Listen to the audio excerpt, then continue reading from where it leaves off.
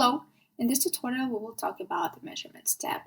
In the Measurements tab you can measure the segmented areas of interest using either auto measurements or manually measure the interested areas.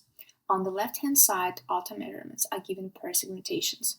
Auto measurements include name of the segmentation, height and length, edit button with the help of which you can change the name of the given segmentation, delete button, reset measurements button.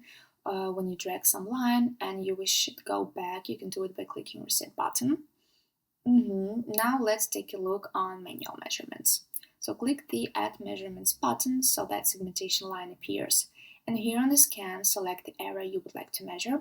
As you can see, the calculated length appears. And by clicking on the edit button, you can add the name of the segmentation. And you can delete it. What else is here?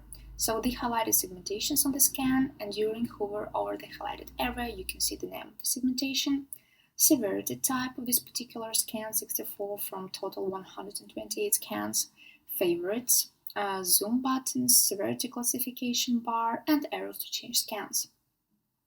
Okay, what else is here in the Measurements tab?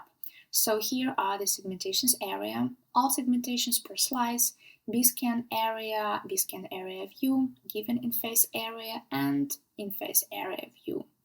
And the segmentations volume, all segmentations, measured volumes per 1 mm, 3 mm, and 6 mm, and the in-face area view accordingly. Okay, I hope this was helpful, and see you in our next tutorial.